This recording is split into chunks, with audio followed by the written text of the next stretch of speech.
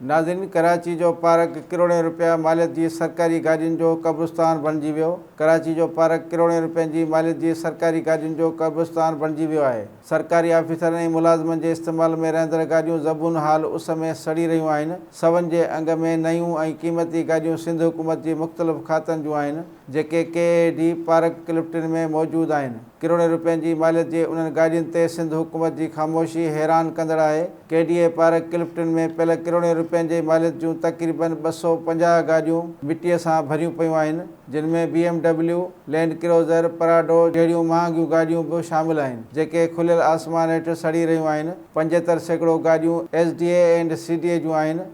सरकारी गाॾियुनि जे क़ब्रिस्तान में मौजूदु 25% गाॾियूं तालीम खाते, सिहत, बल्दियात खाते ऐं वर्क्स एंड सर्विस जूं आहिनि। ज़रियनि ॿुधायो आहे त सिंध में केतिरनि ई क़ीमती सरकारी गाॾियुनि जो रिकॉर्ड बि न जोड़ियो वियो आहे।